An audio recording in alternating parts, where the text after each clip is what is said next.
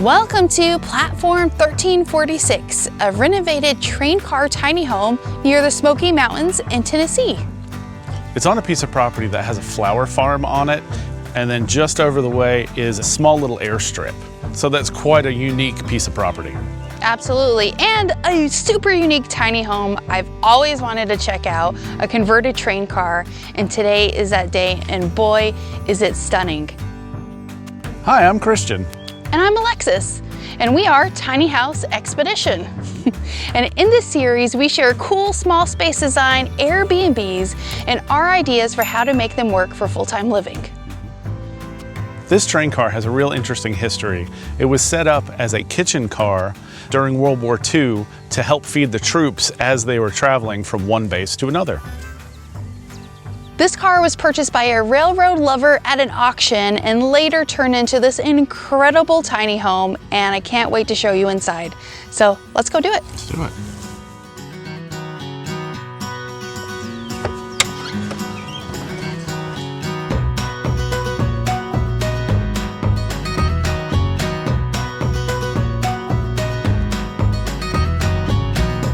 Welcome inside. Hey.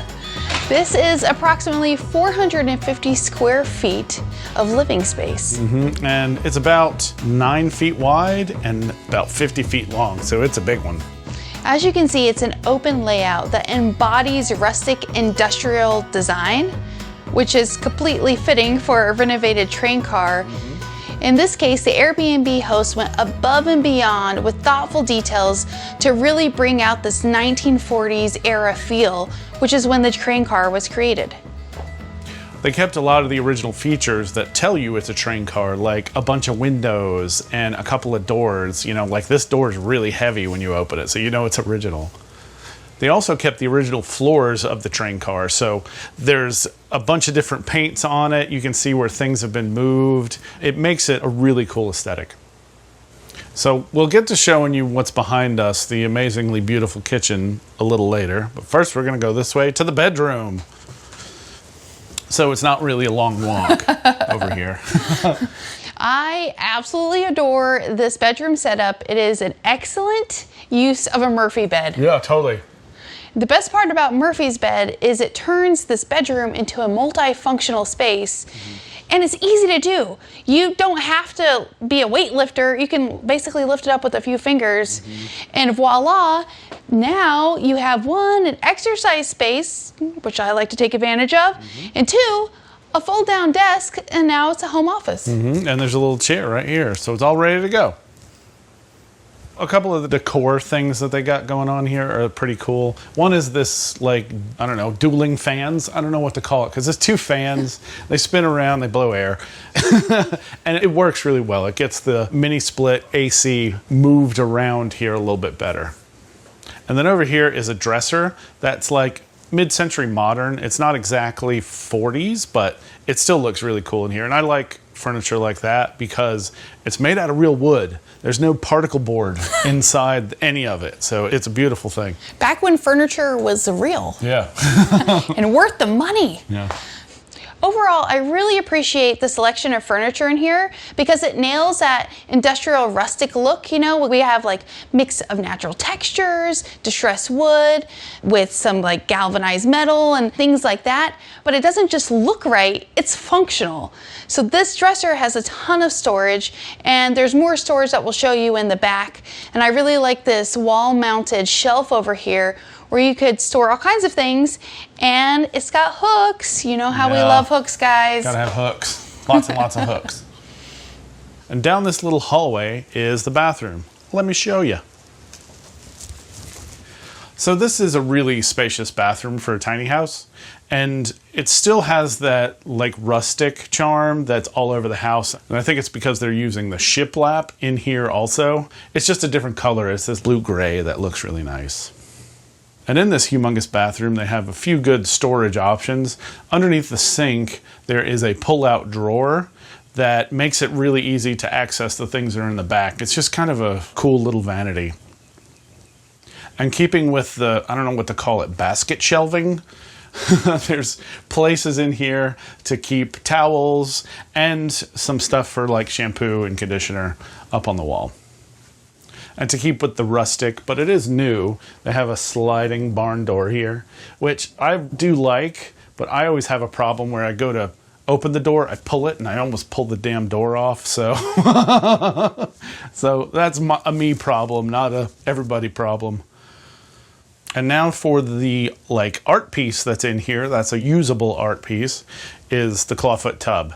So it is a tub and a shower, and I'm always reluctant with these clawfoot tubs like this because they're really hard to execute. They're really made for taking a bath, you know, as opposed to taking a shower. And here it's set up for a shower, and the shower is above the curtain, so I can see over the curtain when I'm taking a shower, and I'm splashing water all over the place. So maybe that's just tall people problems. The tub is enamel, so when you're in there showering and you got soap on your feet, it gets super slippy. So be careful, you've been warned. And the last thing is always a way to put a shower curtain on a tub. It's always tough because the shower curtain's too long, it sits in the tub, you're standing on it while you're taking a shower. So here's one thing you should never be scared to do is cut a shower curtain. This is plastic. You can just lay it down on the floor, mark it, and cut across it, just so, you know, in this case, it's not so deep into the tub. But even like we did it to our tiny house shower and our A-frame shower, we cut both of the curtains just wide enough to cover the space that it needed to. So don't be afraid to cut one. And just to remind you that you're inside of a train car, they have a couple of photographs on the wall in here that show the train car actually being lowered onto the wheels when it was first put in this location. It snowed! Time to get my cozy on. I'm absolutely stoked about Bomba's new cozy holiday shop. It's chock full of the plushest, softest, most absurdly comfortable essentials for the season, including these plush slippers. They're like 2 cozy fireplaces for my feet. Also, lovable cashmere merino blend vintage rib socks that feel like elegant, chunky rib sweaters for your tootsies. And new super soft fuzzy socks that are like wrapping your feet in a plush blanket. You deserve a little indulgence this holiday season and feel extra good buying Bombas knowing you're getting the most comfortable socks on the market that are made to last past the season and do some real good too. Over 140 million essential clothing items have been donated across Bomba's network of 3,500 giving partners in all 50 states. A big thanks to Bombas for sponsoring this video. One purchase equals one donated, so head to bombas.com/tinyhouse and use our code tinyhouse at checkout for 20% off your first purchase. So just down the hall around the corner is the back door for the train car and a little place for storage. The water heater's back there. And if you planned on living here full time, you could totally make that into a walk-in closet to make all of that space super useful.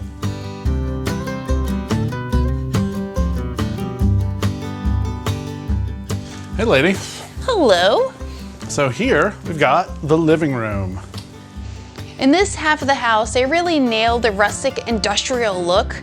Here in the living room, you know, we have a mixture of natural textures and woods, and then this incredible industrial lighting.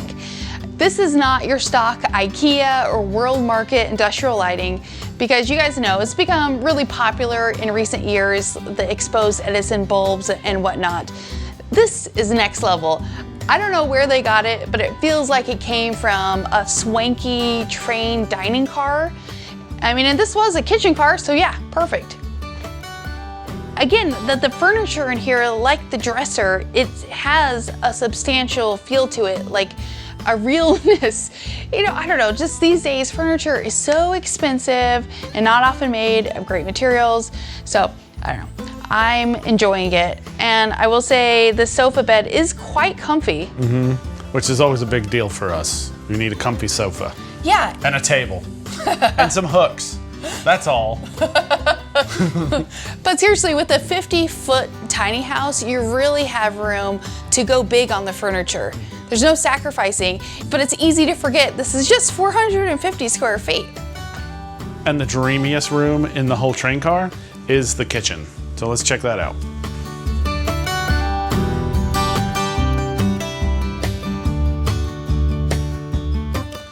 And what I like over here is this countertop with these cool seats. I mean, this is, you know, industrial right here. They're all metal and heavy. The counter is even put together with piping underneath, so more industrial. And you get to look out onto the flower farm and see there's a couple of fruit trees right there too. But it's a real pretty view. This area also makes it feel like you're sitting in a dining car on a train. You know, like we're taking a journey. Something Christian and I always appreciate in a living space is good lighting. Oh God, yes. Not just that it looks cool, and it does. Yeah, this it does looks look cool. amazing. This is exposed conduit, Edison bulbs. There's 12 total light bulbs on either side here. That's a lot. Yeah. But what makes all the difference is a dimmer switch. Mm-hmm. Can really set the mood. You know, I'm anti-overhead lights, particularly in the evening time. I want soft, warm light. We both do. Mm-hmm. And when we discovered the dimmer switch, like 5 stars Airbnb right there. Totally was.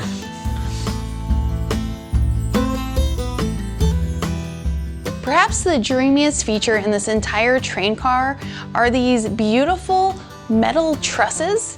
I'm not sure if that's the right term, so all you railroad fans, please let me know if there's a better term.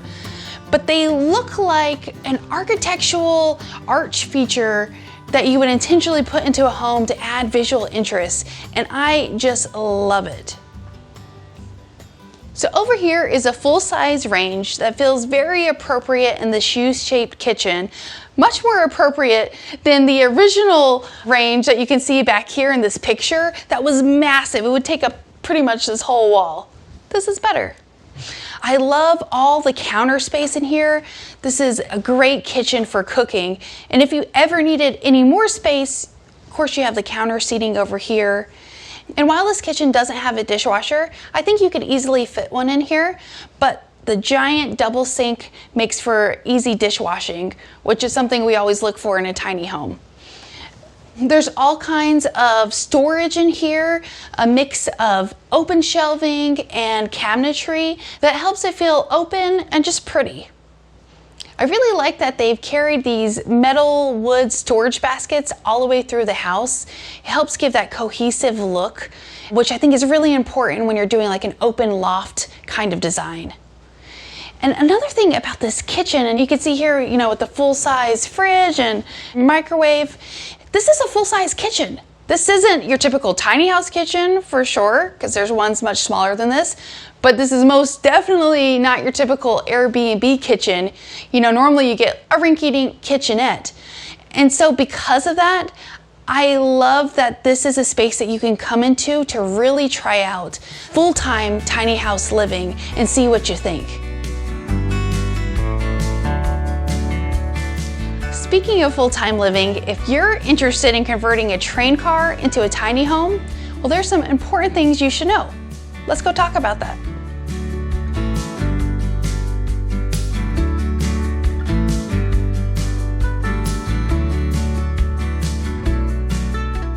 There's something so whimsical and nostalgic about train car homes that I definitely understand why people like the idea of turning them into full-time tiny homes. Oh yeah, because they're cool.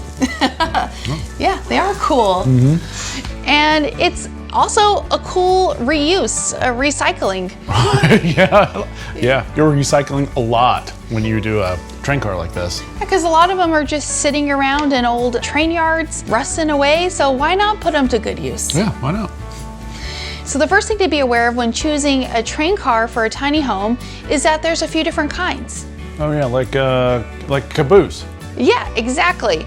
And you've probably seen there's quite a few caboose tiny home conversions out there, which makes sense because many cabooses Caboose? But they were used as living quarters for railroad workers like conductors back in the day. So even though this was originally used as a kitchen car, it's actually a box car. So like the name suggests, it's boxy, rectangular, and between 50 and 60 feet long. God, they're longer than this? Yeah. And heavy, real heavy. How much do you think this thing weighs? The 20 tons. Well, I asked the Airbnb host, and he told me it weighs 50 tons. Jeez.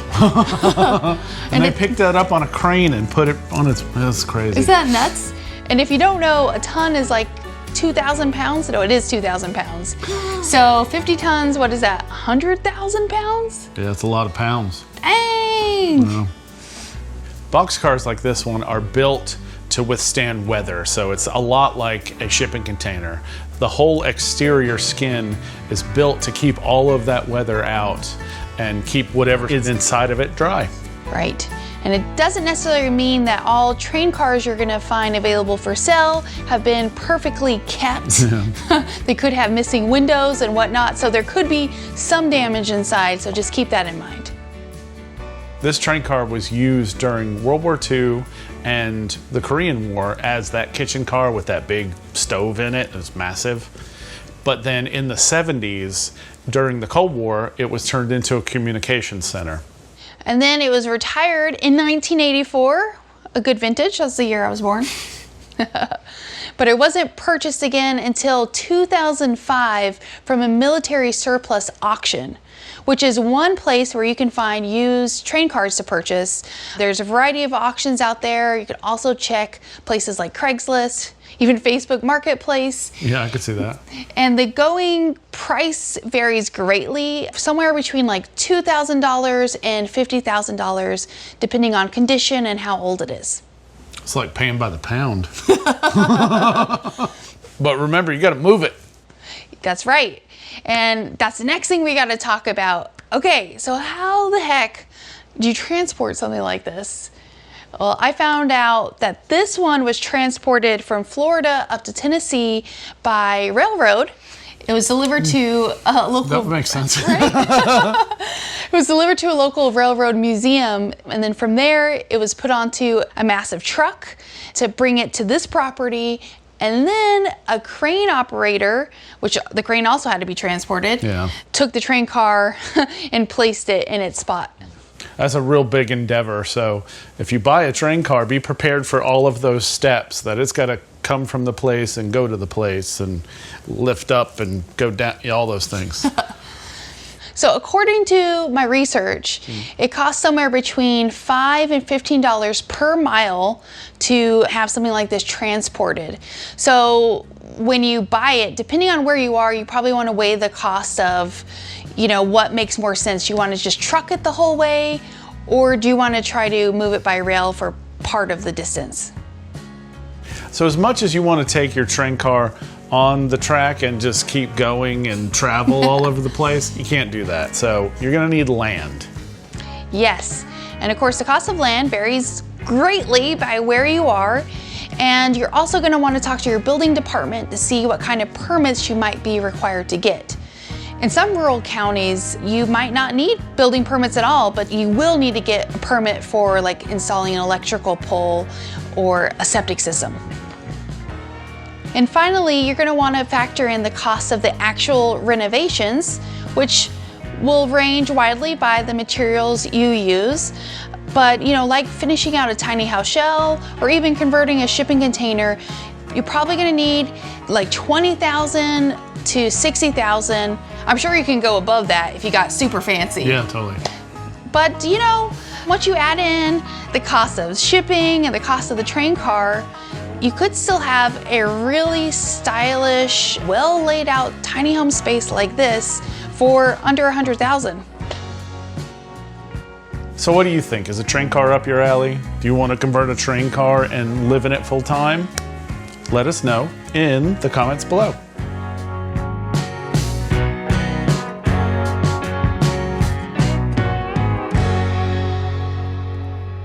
Thank Thank you for watching our video and for stopping by Tiny House Expedition. I'm Alexis. And I'm Christian. Don't forget to like, comment, and subscribe. And for more tiny home tours and stories, click the videos below. And join us on Instagram for bonus content, including face-to-face conversations with us.